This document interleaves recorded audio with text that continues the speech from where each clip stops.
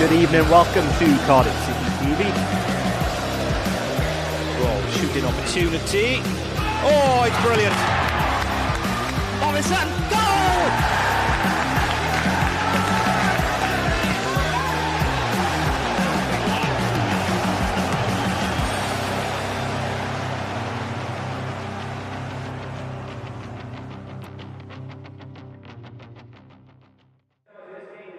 Good afternoon, welcome to Matchday Live, courtesy of Cardiff City TV, and welcome to the Cardiff City Stadium for this afternoon's game, the final game in this little run of fixtures before the next international window, as we host Huddersfield Town here this afternoon.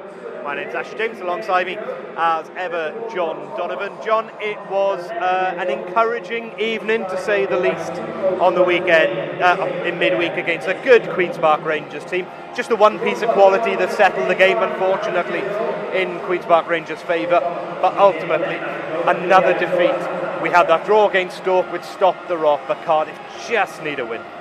They do, and there were promising signs on Wednesday night, Ash, just as they were at Stoke, but it's still 1 point from 6, and we all know, what is it, one point out of 9-10 games where the rest of them have been losses, and I think we've got to be reasonably realistic now about what this season holds for us. I think the ambition is to get away from the relegation zone and to bed youngsters and to set an identity for the club going forwards with a new manager, be it the man currently in the hot seat, be it someone else brought in over the international break. So in the course of that, or the grand scheme of things, we have to start getting results. Performances have picked up. The youngsters being bedded in have been good. But, we spoke about it with some of the others from the Cardiff City TV team after the game at Whitwick. You're kind of asking youngsters to come in and be difference makers now. The squad has been constructed with a lot of good professionals, a lot of workmanlike professionals, not a lot of difference makers. And I think the likes of Kieran Evans, who's not in the squad today, but a Ruben Colwell and Isaac Davis, you're almost asking now to take the mantle of being game breakers. That's going to be very, very tough. So don't expect us to see us shooting up the table. Expect to see continued improvement, hopefully some wins starting today, but I think for me, I'm looking at it now, the ambition of the season, get out of a relegation fight and set a philosophy for the club. And in terms of set us on our way to that, it might very well be Steve Morrison's last game in interim charge. We just don't know, is the truth be told, but he's picked a team today and it seems like he's not rolled the dice to say, but he has made changes, and there are 4 significant changes in there. Namely, Aidan Flint is recalled. He comes back into the back three in the place of club captain Sean Morrison. There's a return, and a thankful return from the start of Joe Rawls, who made such a difference just with his set-piece delivery in midweek. There's also a return for Leandro Bacuna in the middle of the park, so it looks like a central midfield three of Pack, Bacuna and Rawls in there. And it's a front two, and it's Kiefer Moore alongside Mark Harris from the start, which is something that we've been clamouring for many a month. Absolutely. The other significant difference, and maybe you and I, and kind of our job to read too much into things. Interesting, Joe Rawls is captain today, because normally in the previous regime under Mick McCarthy, if Steve Morrison hadn't been, or Sean Morrison, hadn't been in the team, Aidan Flint would have taken the armband. Interesting that Steve Morrison's made a decision there. I think it will be an out-and-out front two. I think Mark Harris will stretch and allow Kiefer Moore maybe to play in a pocket of space and maybe take a centre-half away from Kiefer Moore, so Kiefer Moore's not battling two centre-halves to retain ball and win ball. I don't anticipate there being a number 10 out there today, Ash. Leandro Bacuna, much maligned this season. I think Leandro Bacuna has something to offer in a central midfielder position. I don't think he's an attacking midfielder. I described it as a flat three, and you rightly corrected me. I think it'll be a collective three. I think Marlon Pack will go and get the ball off the centre half, so perhaps a slightly deeper lying, but there won't be too much space between him, Rawls and Bacuna. I think Rawls and Bacuna will be sort of quite in line, quite central, and quite a compact midfield to try and win that battle, and that's something we've been calling out for as well. And crucially for me, you've got a player in Rawls in the midfield area and a player in Mark Harris now in the front line. 2 players who like to set a tempo and like to drag the rest of the team to meet that tempo from the start of the games, and that could be all important this afternoon, because we know you're playing a team in Huddersfield who really like to play with the tempo. You're absolutely right. The other thing I should say, and I really like the wide players for Huddersfield. I think Tofello and Sorba Thomas, 2 good players. If needs be, I think there is opportunity for Cardiff to go to a 4 more in there and give extra protection to the flank. Maybe a Bakuna wide right midfielder, Giles stepping forward, and McGuinness going into right back, NG left back. So there's flexibility in the team. You're absolutely right about tempo, and tempo is everything. I think we've played better football the last 2 games, but the speed of ball movement for me is still not where it needs to be. I think we're allowing teams to set up behind and get into position quite comfortably. Sometimes you've got to back yourself to play a killer pass, and that goes back to different things we've spoken about over weeks, and what I've just mentioned a few minutes ago. You're almost asking young players to be decision makers and game breakers and what have you. Someone's got to take on the mantle, speed up this game. I think Joe Rawls is key to that, and you're absolutely right, Ash. Mark Harris stretching the attacking line, taking centre halves into positions they don't want to go. His most impressive games, I think, this season have been for Wales when he's done just that. I'm looking at him, as you say, to lead Cardiff City from the front this afternoon. That's the team then selected by interim manager Steve Morrison ahead of this game against Huddersfield Town today. Let's hear about what the interim manager, had to say yesterday afternoon. I was actually talking about it a minute ago in the office. Said you look at the names when you play against, like, Championship is one hell of a division, isn't it? So every game's a tough game, same old lines. It's a massive game. I said we're at home. Can we dominate the ball? Can we be better than them without the ball? Can we be better with them with it? With the ball, can we take our moments when we get into the final third, like we didn't do on Wednesday? So look, huge game. Another team in and around the top of the table. But look, we're Cardiff City at home. That's nothing to worry about for us. They're carrying out instructions. They're carrying out a plan and a task. It's enjoy the football. The ball comes in, you win the ball on a second ball, get the ball down, make a few passes. Can we switch to play? Can we get people in 1v1 situations? When we haven't got the ball, if we can't go and win it, then we stay in our shape and we be really hard to break down. We be in control of the opposition without having the football. Ultimately, be brave and enjoy yourself. And then when we have moments like we did when the Stoke second half, then you go and express yourself. And I said, I was really frustrated. The most frustrating thing for me on Wednesday was that we created some really, really good moments where we got into really good crossing areas. And I still believe if Perry scores in the first 10 minutes of the game, we go and win that game comfortably. Yeah. But we didn't. And I suppose the difference is they've got a front three, like Andre Gray, Lyndon Dykes, Charlie Austin's come off the bench. You give them that moment, they're going to take it, and they did. And we're just not quite at that bit yet where you stand on the side and we get into those areas and you're hoping they're going to do it. Whereas I think as soon as Andre Gray got it, you're kind of just waiting for the net to ripple. You know what I mean? I think that's the difference at the minute. And as I said, it was really good against Stoke when we scored those goals, but I think we just need to be more clinical, better in those areas, as a minimum, as a standard, not as a wish or a hope.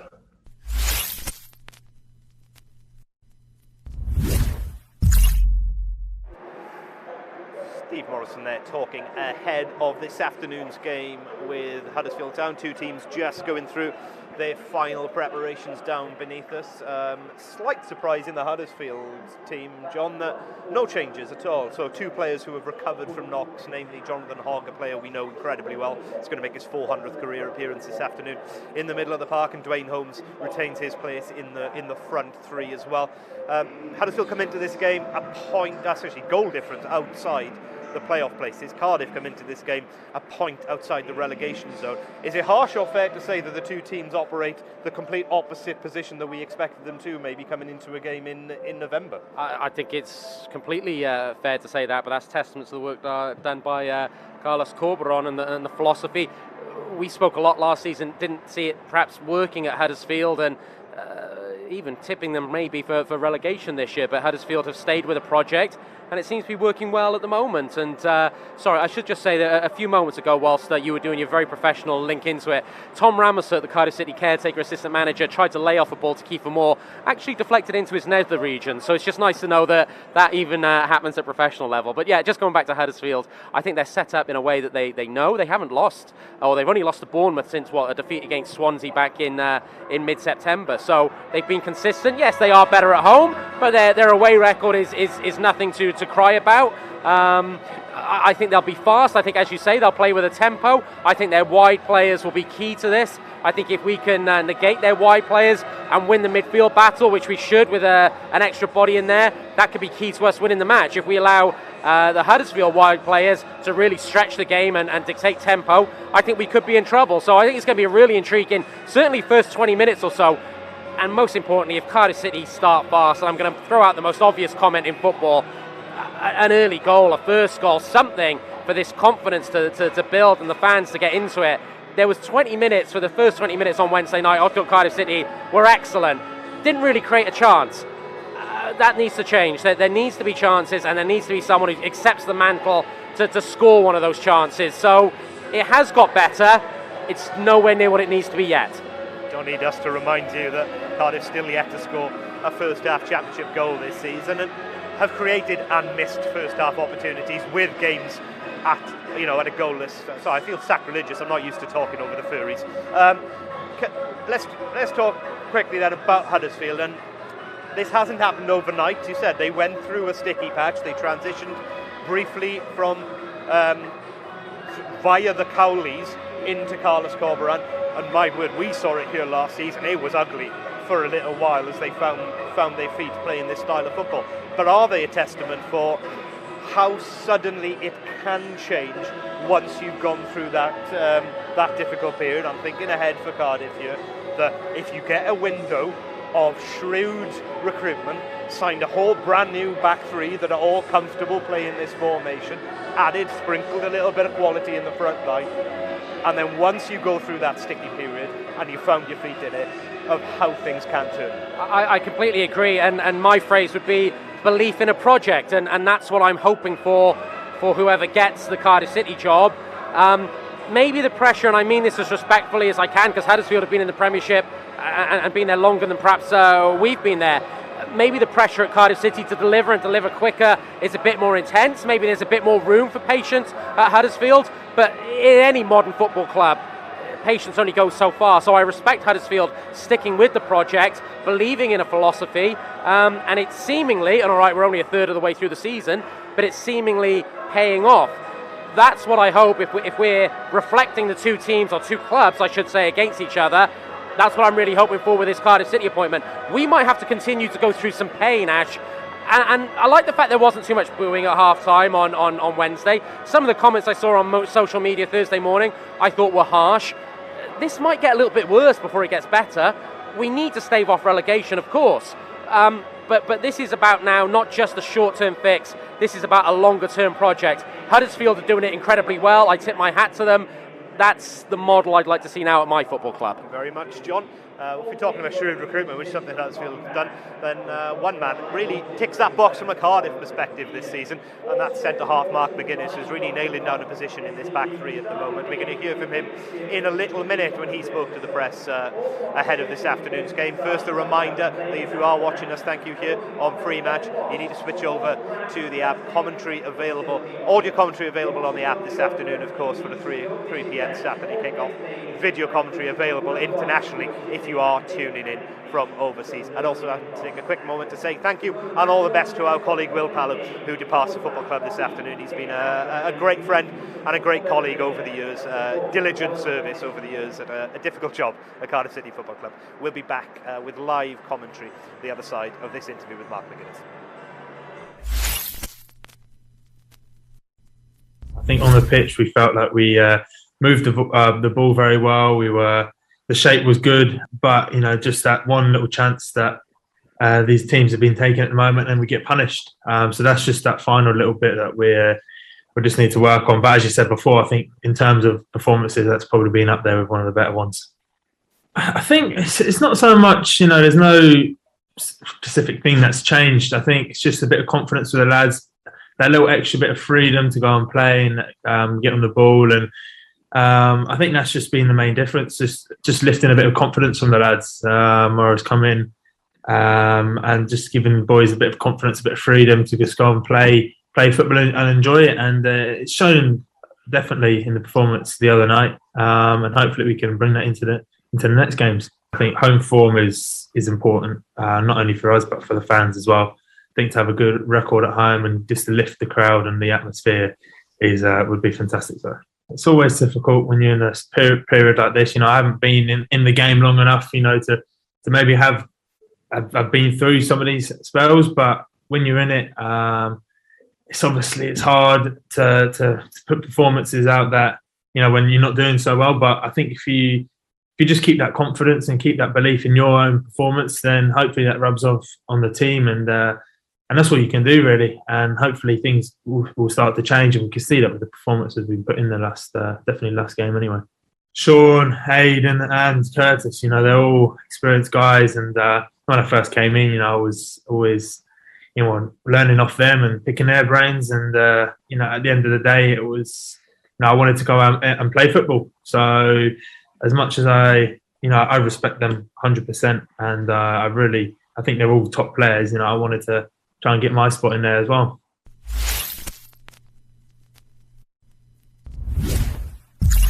Top 5 in association with the Big Yellow Self-Storage Company. Let's pack again and fields up our left side. Glatzel as well. Oh, that is superb. Great play, real good football, good composure all the way through. To find the pass on the edge of the box was excellent. No more than Cardiff deserved. Great credit, good for the composure and discipline out of possession, and when chances have come their way, they've capitalised.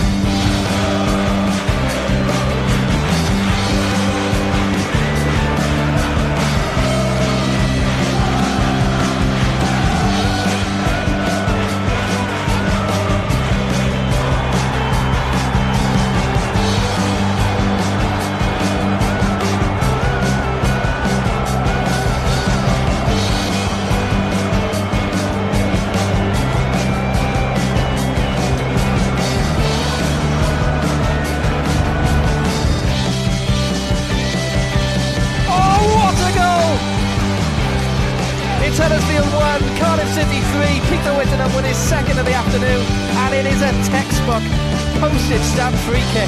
Absolutely vintage Peter Whittingham. He has rifled that. It's an unstoppable shot.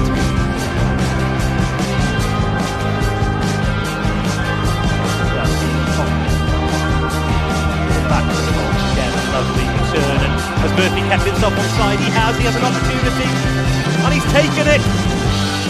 Beats the offside trap, lifts the ball beyond Lurzel, and Cardiff have the lead against the run of play.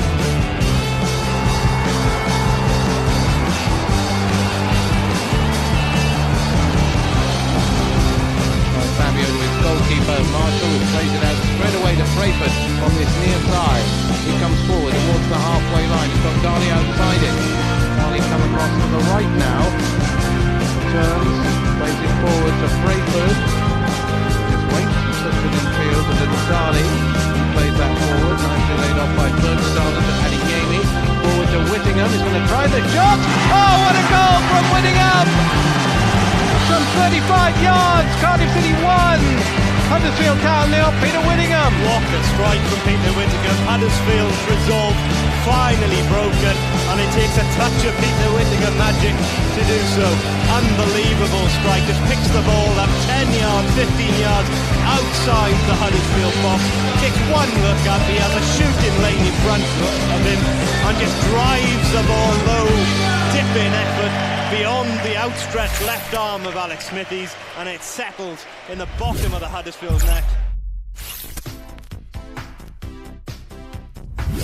In another prosperous week in and around Cardiff City Football Club, the under-18s beat Ipswich Town 6-1 on Saturday the 30th of October. Goals from Morgan Wigley, Rhys Schwank, James Crowell, Isaac Jeffries and Joel Colwell for City. The under-23s also came out on top on Monday the 1st of November, putting local rivals Swansea City to the sword in a 3-1 victory. Goals from Jay Semenyo, Chan Kazimba and Isaac Davis for the Bluebirds. QPR away next for the under-23s.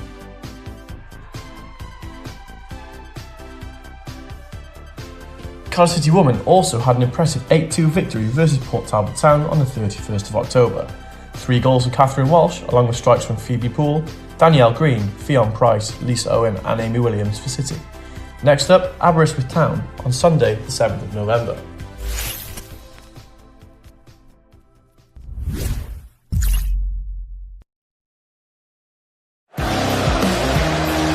Good evening, welcome to Cardiff City TV. Oh, shooting opportunity. Oh, it's brilliant. Oh, it's that goal!